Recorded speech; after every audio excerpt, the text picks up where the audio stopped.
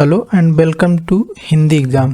देखिए आज हम लोग पढ़ेंगे संज्ञा। ठीक है, संज्ञा उस विकारी शब्द को कहा जाता है जिसके द्वारा किसी व्यक्ति, वस्तु, भाव, जीव और स्थान के नाम का बोध होता है। अब देखिए जो जहाँ से क्वेश्चन आता है वो ये पार्ट है कि सबसे पहला क्वेश्चन ये पूछा जाता है कि संज्ञा के कितने भेद होते हैं। भेद का मतलब प्रकार, कितने प्रकार की संज्ञा होती है। तो क्या बताएंगे आप? 5 प्रकार की संज्ञा होती है। कौन कौन सी? व्यक्तिवाचक संज्ञा, जातिवाचक संज्ञा, समुदायवाचक संज्ञा, द्रव्यवाचक संज्ञा और भाववाचक संज्ञा। ठीक, ये पूछा जाएगा कि अर्थ के आधार पर कितनी प्रकार की संज्ञा होती हैं। तो क्या बताएंगे? 5 प्रकार के। अर्थ के आधार पर 5 प्रकार की संज्ञा होती हैं। कौन कौन सी? व्यक्तिवाचक, जातिवाचक, समुदायवाचक, द्रव्यवाचक और भाववाचक। ठीक है, इसी प्रकार से ये भी पूछा जा सकता है। ये असल में अभी तक कभी पूछा नहीं गया है, जनरली यही पूछा जाता है कि अर्थ के आधार पर कितने होते हैं, लेकिन आप इसको भी ध्यान रखेंगे कि उत्पत्ति के आधार पर कितने प्रकार की संज्ञा होती हैं। तो क्या आंसर बताएंगे? 3 प्रकार की। कौन कौन सी? व्यक्तिवाचक संज्ञा और गणनीय संज्ञा और अगणनीय। गणनीय और अगणनीय का जैसे हमने बताया, गणनीय का मतलब क्या है? काउंटेबल, जिसको हम गिन सकते हैं। अगणनीय मतलब अनकाउंटेबल, जिसको हम नहीं गिन सकते हैं, वो हो गया अगणनीय संख्या है। जैसे पानी वगैरह हमने देखा। ठीक है, तो देखिए जहाँ से मेन क्वेश्चन आते हैं वो चीज़ें हम लोग देखते हैं कि संज्ञा के जो है कितने प्रकार की होती हैं। तो हमने जैसे पढ़ा ऊपर की 5 प्रकार की होती है। जैसे आधुनिक, ये क्या लिखा है? आधुनिक वर्गीकरण के आधार पर संज्ञा जो है वो 3 प्रकार की मानी जाती है। कौन कौन सी? व्यक्तिवाचक, जातिवाचक, भाववाचक। तो ये जो समुदायवाचक और द्रव्यवाचक है ये जातिवाचक में रख दिया गया, इसका पार्ट बना दिए कि बेसिकली मतलब बेसिक रूप से 3 है, लेकिन अगर टोटल देखा जाए तो वो 5 ही हो जाती है ना, 3 ही है और 2 ही है। ठीक, तो देखिए व्यक्तिवाचक संज्ञा क्या होता है। व्यक्तिवाचक संज्ञा जो शब्द किसी विशेष व्यक्ति, इसको ध्यान दीजिएगा, विशेष व्यक्ति में विशेष वस्तु या विशेष स्थान या प्राणी के नाम का बोध कराते हैं। इससे मतलब किसी पर्टिकुलर आदमी का या स्थान का हमें नाम का पता चलता है, वो क्या कहलाता है? व्यक्तिवाचक संज्ञा कहलाते हैं। जैसे किसी का नाम हो गया सुभाष चंद्र, है ना। भारत, किसी देश का नाम हो गया सीता, मतलब किसी पर्सन का नाम हो गया सुनीता। जैसे सरदार पटेल, किसी एक आदमी का नाम हो गया, है ना, भगत सिंह, मदन, राजू आदि। ठीक है, इसी तरह से जैसे प्राणियों के नाम हो सकते हैं, जैसे हाथी। तो हाथी तो जो है ये हो गया मतलब ये तो जातिवाचक हो गया। लेकिन एक किसी विशेष हाथी का अगर नाम है ऐरावत, किसी नाम हाथी का नाम है ऐरावत, ये आपका हो गया व्यक्तिवाचक संज्ञा। अब जातिवाचक क्या होता है वो हम आगे देखेंगे। ठीक है, इसी तरह से किसी गाय का नाम अगर कामधेनु है तो ये क्या हो गया? व्यक्तिवाचक संज्ञा। किसी घोड़े का नाम अगर चेतक है तो वो क्या हो गया? व्यक्तिवाचक संज्ञा। लेकिन अगर घोड़े की बात की जाए तो ये होगा जातिवाचक संज्ञा। जातिवाचक क्या होता है वो आगे देखेंगे। इसी तरह से स्थानों के नाम हो सकते हैं, जैसे दिल्ली, अमेरिका, भारत, चेन्नई, जापान, मुंबई, गुजरात। तो ये सब क्या हो गया? स्थानों के नाम हुए, तो ये क्या हो गया? व्यक्तिवाचक संज्ञा हो गया, क्योंकि नाम है, मतलब नाम कोई भी हो वो क्या होगा? व्यक्तिवाचक संज्ञा होगा। इस तरह से दिशाओं के नाम, जैसे उत्तर, पश्चिम, दक्षिण, पूरब, इस तरह से दिशाओं के नाम, मतलब नाम कोई भी हो है वो क्या होगा? जातिवाचक संज्ञा। इसी तरह समुद्रों के नाम, जैसे भूमध्य सागर, हिंद महासागर, प्रशांत महासागर। इस तरह से नदियों के नाम, गंगा, ब्रह्मपुत्र, नर्मदा, कृष्णा, कावेरी, सिंधु। इसी तरह से पर्वतों के नाम हो सकते हैं, हिमालय, विंध्याचल, अरावली, काराकोरम। पुस्तकों के नाम हो सकते हैं, रामचरितमानस, ऋग्वेद, महाभारत, रामायण। इसी तरह से उत्सवों के नाम हो सकते हैं, होली, दिवाली, रक्षाबंधन, विजयदशमी। महीनों के नाम हो सकते हैं, मई, जून, जुलाई। अब देखिए ये जनवरी से लेकर के कोई भी नाम हो सकता है ना, आपका जनवरी से लेकर के दिसंबर तक किसी भी महीने का नाम क्या होगा? वो व्यक्तिवाचक संज्ञा होगा। इसी तरह से दिनों के नाम हो सकते हैं, सोमवार से लेकर के कहाँ तक? शनिवार तक। कोई भी नाम हो, है ना, तो क्या हो जाएगा? आपका व्यक्तिवाचक संज्ञा हो जाएगा। अब जैसे देखिए वाक्य प्रयोग देखते हैं इसका कि किस तरह से। देखिए इसी तरह से क्वेश्चन पूछा है, जैसे एक आपको वाक्य दे दिया कि भारत के दक्षिण में हिंद महासागर है। अब इसमें कहा जाएगा जो रेखांकित शब्द हैं वो किस प्रकार की संज्ञा है ये बताइए। तो देखिए भारत क्या है? किसी देश का नाम है, तो आप क्या बताएंगे? क्या हो गया? व्यक्तिवाचक संज्ञा, है ना। इसी तरह से हिंद महासागर क्या है? किसी महासागर का नाम है, तो ये भी क्या हो जाएगा? व्यक्तिवाचक संज्ञा। ठीक है। दूसरा सेंटेंस देखते हैं, जैसे लिखा है तुम्हें कल दिल्ली जाना है, तो दिल्ली क्या है यहाँ पर, किसी स्थान का नाम है, तो ये भी क्या हो गया, व्यक्तिवाचक संज्ञा हो गया। ठीक है, समझ में आ गया, इतनी बड़ी बात नहीं है। आगे देखते हैं, जैसे जातिवाचक संज्ञा। जातिवाचक संज्ञा क्या होता है, जो शब्द किसी प्राणी, वस्तु या समुदाय की पूरी जाति का बोध कराते हैं उन्हें जातिवाचक संज्ञा कहते हैं। जैसे किसी एक पर्टिकुलर का नाम नहीं होगा इसमें ना, उसमें पूरी जाति का बोध कराएगा। जैसे हमने कह दिया मनुष्य, है ना, तो मनुष्य में सारे मनुष्य आ गए ना, जितने भी पृथ्वी पर हैं सारे मनुष्य आ गए, तो मतलब ये क्या हो गया, जातिवाचक, पूरी मनुष्य जाति का बोध कराता है। जैसे लड़का कहा जाए, लड़का, तो लड़का क्या हो गया, लड़के में बहुत सारे लड़के, है ना, कोई भी हो सकता है, तो पूरी जाति का बोध करा रहा है, तो वो जातिवाचक संज्ञा हो गया। जैसे कहा जाए गाय, तो गाय आप जानते हैं कई प्रकार की होती है ना, लेकिन अगर गाय कहा जाए तो सभी गायों को कहा जा रहा है ना, तो पूरी गाय जाति का बोध करा रहा है, इसलिए क्या हो गया, जातिवाचक संज्ञा। इसी तरह से आगे देख सकते हैं, जैसे बैल, बकरी, भेड़, घोड़ा, है ना। अभी हमने देखा, अगर देखिए किसी घोड़े का पर्टिकुलर नाम, जैसे हमने ऊपर देखा था ना चेतक, तो ये चेतक क्या हो जाएगा आपका, ये व्यक्तिवाचक हो जाएगा। लेकिन ये घोड़ा अगर कहा जा रहा है तो घोड़ा मतलब पूरी जाति का बोध करा रहा है, तो घोड़ा क्या हो जाएगा, ये जातिवाचक संज्ञा हो जाएगा। इसी तरह से नर, नारी, नदी, सागर, किताब, ग्रंथ, पर्वत, शहर, नगर, है ना। नगर कई सारे नगर हो, जैसे देखिए नगर तो जैसे लखनऊ हो गया, दिल्ली हो गया, कोलकाता हो गया, है ना, तो ये सब क्या है, नगर हैं। तो कोई भी नगर हो सकता है, तो वो क्या हो गया, मतलब बहुत सारे नगरों को अपने आप समेटे हुए ना। नगर का मतलब अगर नगर कहें तो किसी पर्टिकुलर नगर का नाम नहीं बताया हमने ना, अगर हम नाम बता दें तो क्या हो जाएगा, व्यक्तिवाचक। लेकिन अगर सिर्फ नगर कहें तो कोई भी नगर हो सकता है, तो ये क्या हो जाएगा, जातिवाचक। बस यही डिफरेंस है। ठीक है, देखिए वाक्य प्रयोग देखते हैं आगे भी। जैसे इसमें लिखा है गांव, कुत्ता, बिल्ली, हाथी, फल, सब्जी आदि, है ना। वाक्य प्रयोग देखते हैं, जो क्वेश्चन आपके पूछा जाएगा हमसे एग्जाम में। जैसे ये सब दिया हुआ है, जहाँ नारी का सम्मान होता है वहाँ देवता वास करते हैं, इसमें रेखांकित शब्द का संज्ञा बताइए। तब देखिए रेखांकित शब्द क्या है इसमें, नारी, तो नारी का मतलब ये जातिवाचक संज्ञा हो गई, है ना, क्योंकि नारी का मतलब बहुत सारी जितनी भी स्त्रियां हैं सबको हमने ले लिया उसमें, है ना। नारी कहने से मतलब किसी एक पर्टिकुलर का नाम नहीं आपको दिमाग में आता है ना, तो ना वो कोई भी हो सकता है, इसलिए क्या हो गया, जातिवाचक। अगला सेंटेंस जैसे लिखा है, भारत नदियों का देश है ना। तो अगर देखिए इसमें नदियाँ रेखांकित हैं, तो ये बताना क्या हो जाएगा, ये जातिवाचक, क्योंकि नदियों कोई भी हो सकती है, क्योंकि बहुत सारी नदियाँ हैं, तो ये क्या हो जाएगा, जातिवाचक। लेकिन अगर हम कहते हैं किसी पर्टिकुलर नदी का नाम लिख दें, जैसे नर्मदा, गोमती, है ना, या गंगा, तो ये क्या हो जाएगा आपका व्यक्तिवाचक, जो हमने ऊपर पढ़ा, है ना, क्योंकि हम पर्टिकुलर नाम दे दिए। अगर नाम ना दें, सिर्फ ये कह दें नदियाँ, तो इसमें बहुत सारी नदियाँ समाहित हैं, तो ये क्या हो जाएगा, जातिवाचक हो जाएगा। ठीक है, आगे क्या लिखा है, आधुनिक मान्यताओं के आधार पर जातिवाचक संज्ञा को दो उपभेद करके देखा जा सकता है। कौन कौन से, द्रव्यवाचक संज्ञा और समूहवाचक संज्ञा, है ना। अब देखिए द्रव्यवाचक संज्ञा क्या होता है, समझेंगे कि जो संज्ञा शब्द, ठोस, द्रव, गैस, धातु आदि का बोध कराते हैं उन्हें क्या कहते हैं, द्रव्यवाचक संज्ञा कहते हैं। जैसे जो भी हम विज्ञान में पढ़ते हैं, ठोस, द्रव क्या होते हैं ना, जानते सब लोग जानते हैं ना, कि ठोस जैसे लिक्विड, है ना, तेल, दूध, पानी, ऑक्सीजन ये तो गैस हो जाएगा, हवा ये गैस हो गया, है ना, लोहा ठोस हो गया। तो इसी तरह से जैसे धातुओं के नाम हो गए, सोना, चांदी, लोहा, पीतल, तो ये सब क्या है, द्रव्य हैं, तो ये द्रव्यवाचक संज्ञा हो गई। इसी तरह से अधातुएं हैं, प्लास्टिक, कोयला, अभ्रक, हीरा, मोती, तो ये सब भी क्या है, द्रव्यवाचक संज्ञा है। कोई भी वो द्रव्य हो, है ना, जो साइंस में हम लोग पढ़ते हैं, तो वो सब आपका क्या हो जाएगा, द्रव्यवाचक संज्ञा हो जाएगा।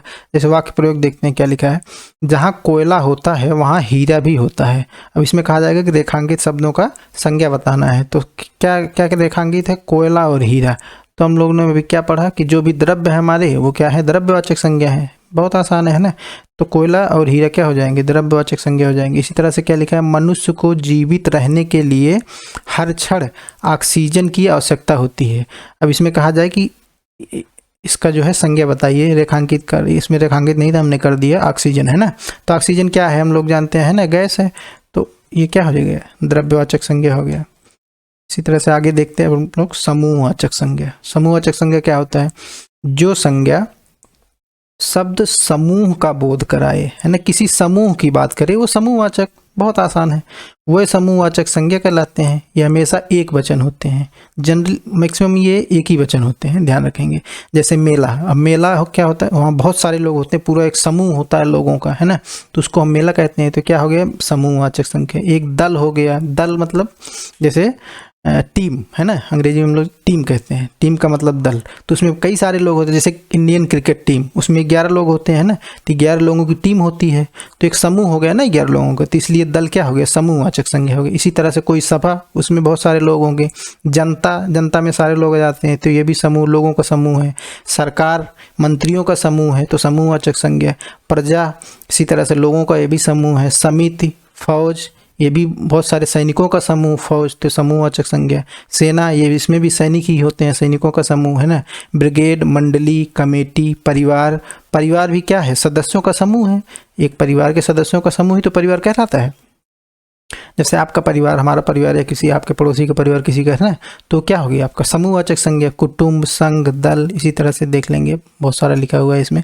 झुंड, समुदाय, समूह, मंडल, प्रशासन, दस्ता, कबीला, देश, राष्ट्र। एक देश क्या है, देश नागरिकों का समूह है ना, तो देश भी क्या हो गया, समूहवाचक संज्ञा। राष्ट्र, टोली, जात, जात पात, कौम, प्रजात, भीड़, पुलिस, नगर पालिका, संसद आदि, ये सब, है ना। चलिए वाक्य प्रयोग देखते हैं जो एग्जाम में सवाल आएगा। जैसे आपको ये सेंटेंस दिया है, मैंने अपने परिवार का सबसे क्या लिखा, मैं अपने परिवार का सबसे अच्छा बच्चा हूँ। तो रेखांकित का आपको बताना रहेगा संज्ञा, तो क्या हो जाएगा, रेखांकित क्या है इसमें, परिवार। तो परिवार क्या है, लोगों का समूह है, तो क्या हो गया आपका समूहवाचक संज्ञा। ठीक, समूहवाचक संज्ञा, ठीक है। इसी तरह से देखिए अगला क्या लिखा है, अगला लिखा है, वहाँ सेना की एक टुकड़ी, वहाँ से सेना की एक टुकड़ी गुजरी। तो सेना क्या हो गया आपका समूहवाचक, क्योंकि ये सैनिकों का समूह होता है। चलिए आगे देखते हैं क्या है, भाववाचक संज्ञा। भाववाचक संज्ञा क्या है, जिन संज्ञा शब्दों से किसी व्यक्ति अथवा वस्तु के गुण, दोष, दशा, अवस्था, भाव आदि का बोध होता है, वे भाववाचक संज्ञा शब्द कहलाते हैं। कुछ भाव एग्जाम्पल में क्या लिखा है, अच्छाई, बुराई। अब देखिए इसको ना तो हम देख नहीं सकते, ना तो ये कोई पर्टिकुलर नाम है, कोई व्यक्ति अच्छा है, कोई व्यक्ति बुरा है ना, तो ये क्या है, हम सिर्फ महसूस कर सकते हैं ना इन चीज़ों को। तो जिन चीज़ों को हम सिर्फ महसूस कर सकते हैं वो आपकी क्या कहलाएंगी, भाववाचक संज्ञा कहलाएंगी। जैसे अच्छाई, बुराई, बीमारी, लंबाई, चौड़ाई, सुंदरता, कुरूपता, चतुरता, ऊंचाई, बचपन, बुढ़ापा, यौवन, जन्म, मृत्यु, भूख, प्यास, हरियाली। मेरा ख्याल है आप समझ गए होंगे, है ना, क्योंकि देखिए इन सब चीज़, जैसे कहा जाए आपसे कि भूख लगी है आपको, तो भूख आपको सिर्फ महसूस होगी ना, प्यास लगी है तो महसूस कर सकते हैं। कोई व्यक्ति क्रोधित है ना, तो ये आप सिर्फ महसूस कर सकते हैं, देख तो नहीं सकते ना, मतलब जैसे आप किसी को नॉर्मली देख रहे हैं तो ही आपके आँख, कान, नाक वही दिखाई देंगे। क्रोधित है तो भी उतनी ही चीज़ें दिखाई देगी, आँख, नाक, कान, लेकिन आप उसके भाव से समझ जाएंगे कि ये व्यक्ति क्रोधित है या ये शांत स्वभाव का है। तो क्या महसूस कर रहे हैं हम, भाव को महसूस कर रहे हैं, तो इसलिए क्या हो गया, वो भाववाचक संज्ञा हो गया। ठीक, इसी तरह से शोक, कोई शोक है, शोक में है या प्रसन्न है ना, तो हम सिर्फ महसूस कर सकते हैं इन चीज़ों को। तो जिनको सिर्फ महसूस किया जा सकता है वो आपकी भाववाचक संज्ञा कहलाती हैं। इस तरह से घृणा, शांति, निंदा, प्रशंसा, सत्य, झूठ, मोह, माया। ठीक है, अच्छा एक चीज़ इसमें ध्यान रखेंगे कि बहुत बार ये ये बहुत बार क्वेश्चन आया है कि मातृत्व में किस प्रकार की संज्ञा है ना, तो ध्यान रखेंगे ये भी भाववाचक संज्ञा। एक ट्रिक ध्यान रखेंगे कि जहाँ भी त्व प्रत्यय वाले होते हैं शब्द, जहाँ भी त्व प्रत्यय लगा है वो आपका क्या हो जाएगा, भाववाचक संज्ञा हो जाएगा। एग्जाम्पल के तौर पे हम जैसे हमने लिखा मातृत्व, है ना, इसी तरह से लिख सकते हैं निजत्व, है ना, हो सकता है अपनत्व हो सकता है। तो ये सब चीज़ें पूछी जा सकती हैं, जबकि ये मातृत्व तो आपका एग्जाम में कई बार पूछा जा चुका है, तो इसको विशेष तौर पर ध्यान रखेंगे। वाक्य प्रयोग देखते हैं भाववाचक संज्ञा का। तो क्या होता है, जैसे लिखा है सुंदरता देखने वालों की आंखों में होती है। तो सुंदरता तो हम केवल महसूस कर सकते हैं ना, देख सकते हैं, देख के ही महसूस करेंगे, है ना, कि ये सुंदर है या फिर सुंदर नहीं है।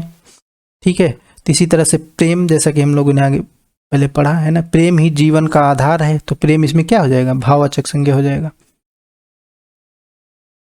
अब देखिए आगे देखते हैं भाववाचक संज्ञा। इससे क्वेश्चन एग्जाम में आया हुआ है कि भाववाचक संज्ञा को कितने प्रकार से बनाया जा सकता है। भाववाचक संज्ञा को कितने प्रकार से बनाया जा सकता है। तो भाववाचक संज्ञा को 5 प्रकार से बनाया जा सकता है। कौन कौन से? जातिवाचक संज्ञा से, सर्वनामवाचक संज्ञा से, विशेषण से, क्रिया से और अव्यय से, है ना।